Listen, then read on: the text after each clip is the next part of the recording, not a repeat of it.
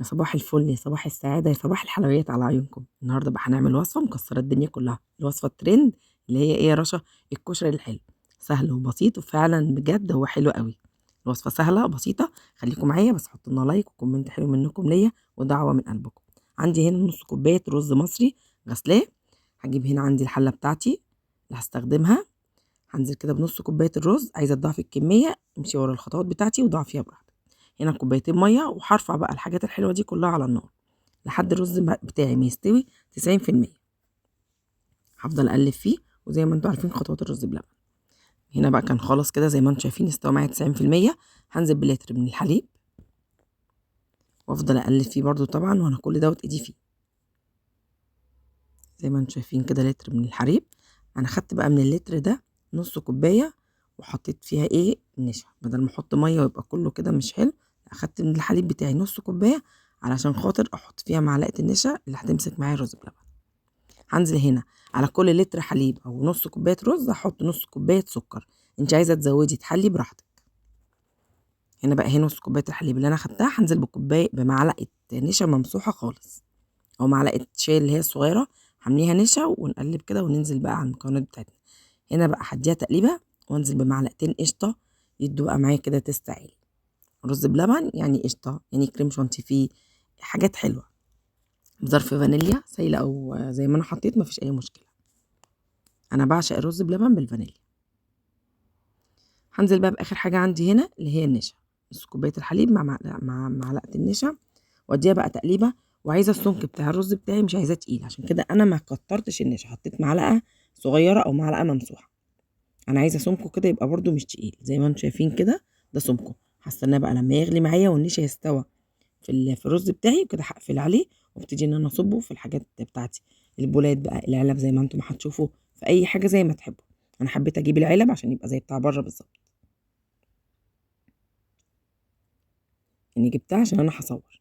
انت براحتك تحطيها في البولات مفيش اي مشكله. حابه ان انت تفرحي عيالك وتجيبي العلب وكانك جايباه من بره برضه مفيش مشكله.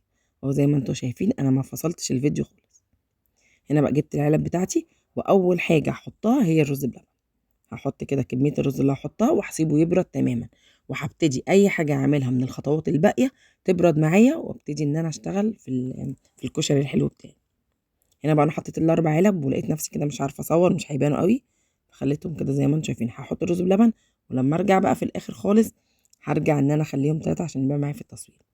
هنا بقى الرز بلبن بتاعي بيبقى تلت العلبه، يعني مش هعمل نص العلبه او اكتر، لا.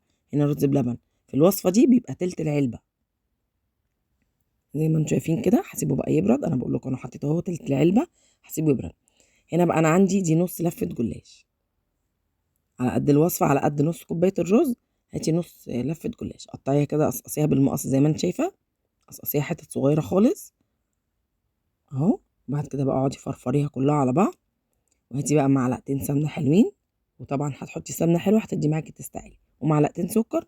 كل ده يتقلب في بعض ويدخل الفرن او في حله على النار لو ايدك فيه كده وانت واقفه، ما تسهيش عنه، هيتقلب ويتحمر معاكي ويبقى زي الفل. هاخد بقى كل الحاجات دي وادخلها الفرن، وطبعا مش هسيبها، انا كل شويه بطلع وبقلب اللي بيتحمر، بقلب وبحط مكانه من تحت لفوق، بلم الجناب لحد لما هيطلع معايا باللون الحلو ده. ولو سهيتي عليه لحظه زي ما انا ما كنت حاسه عليه كان هيتحرق معايا. حطيت كده بقى معلقتين سكر ابيض، وهديها بقى تقلبتين، وكل الحاجات دي تدخل الفرن، وزي ما قلت لكم هيطلع معاكي متحمص. وعايزه اقول لكم فوق الروعه. اسمعوا الصوت بقى معايا كده والجمال والحلاوه.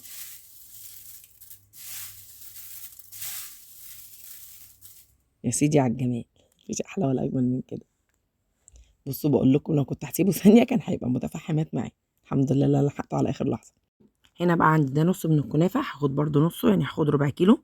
هبتدي كده عشان هي طازه انا هقصقصها بالمقص قدامكم، تمام. انما لو انا كنت حطيتها في الفريزر كانت هتطلع معايا كده ايه، افركها بايدي او احطها في كب كانت هتطلع زي البودره، سهله وسريعه. هخلصها بقى كلها تقطيع او هقصقصها، هتشوفوا شكلها في الاخر عامل ازاي. انا هنا يا جماعه الفيديو معايا كان كامل، يعني كنت بحط الرز وبقطع الكنافه وبحط الجلاش، بس انا جمعت لكم كل حاجه عشان ما تتوهوش مني.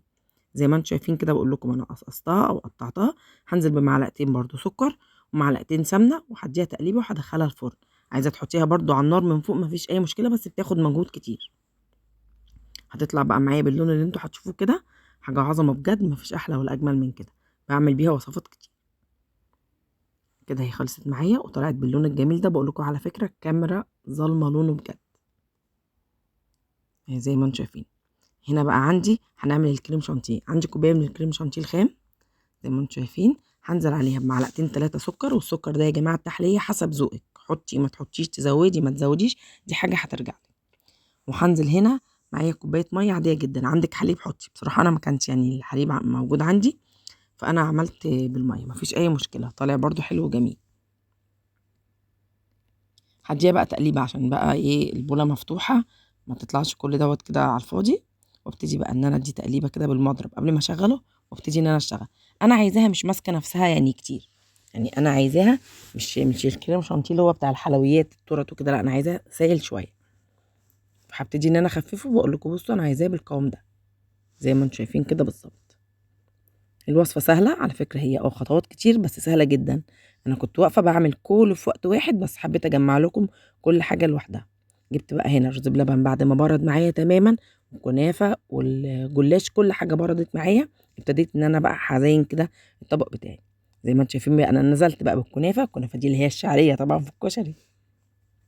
انزلي كده بطبقة حلوة زي ما انتم شايفين. ابتدي بقى ان انا ارص الاطباق كلها اللي معايا. وزي ما قلت لكم هما كانوا كده الاربع اطباق، انا حبيت ان انا يعني اوضح لكم الفيديو اكتر، حطيت 3. هعمل بقى كل الاطباق بتاعتي كده اعمليها بالكنافه. واجي بقى عندي هنا كيس تلاجة والكريم شانتيه بتاعي ده، وادي طبقه برده كده فوق الكنافه. عايزه اقول لكم الطبق ده فعلا يعني تحسي كده عظمه قنبله فيه كده، حاجه كده بصي توديكي في حته تانية. بجد يستاهل اللي انتوا تجربوه، ويستاهل اللي هو ينزل ترند. هنا بقى هبتدي كده بظهر المعلقه اوزع الكريمه بتاعتي، او زي ما تحبي وزعيها بطريقتك. المهم انا بديك الطريقه وانت اعملي اللي انت عايزاه. عايزه تحطي بقى في اللحظه دي بعد الكريم شانتيه فاكهه موجوده عندك حطي، انا ما كانش متواجد. عايزه تحطي اي نوع صوص حطي. هنا هنزل بقى زي ما انتم شايفين بقى بالجلاش بقى المقرمش معايا. وهنا بقى الجلاش دوت كانه البصل. شفتوا بقى الترتيب والجمال والحلاوه؟ مفيش اجمل ولا احلى ولا اسهل من كده. احلى كشري حلو ده ولا ايه؟ هنا بقى التزيين بقى حسب راحتك. انا حبيت كده احط شويه كريم شانتيه كده فوق الوش. اي تزيين بقى عندك، مكسرات، يعني عايزه تحطي فاكهه اللي انت عايزاه اعمليه. وهنا عندي صوص شوكولاته هنزل بقى بيه كده ادي برده تزيينه حلوه. هنا بحط لكم البصل يا جماعه زي ما انتم شايفين بقى، طبق كشري ما فيش احلى ولا اجمل من كده. هنزل بقى هنا بالصوص بتاعي، صوص الشوكولاته زي ما انتم شايفين. التشكيله اللي تحبيها اللي انت عايزه تعمليه التزيين ده يرجع لك. زي ما انتم شايفين بقى كده خلص معايا احلى طبق. هدي برده كده بالكريم شانتيه كده وش كده خفيف برده يدي معايا شكل جميل، وفعلا ادى شكل روعه. بجد الطبق ده يا جماعه يستاهل اللي انتوا تعملوه. دوت طبعا بيتباع بره ب 80 جنيه او اكتر حسب حجم الطبق. فطبعا ال 80 جنيه ده ممكن نكون احنا عملنا بيها كميه اكتر من دي بكتير. انا عملت كميه كتير يعني منه. عملت 4 بولات، وعملت من الاطباق دي، وعملت تقريبا 6 او 7 بولات عاديه. بصوا الجمال والحلاوه، مفيش اروع ولا اجمل من كده. لو الفيديو عجبكم حطوا لي بقى لايك. كنت معاكم رشا.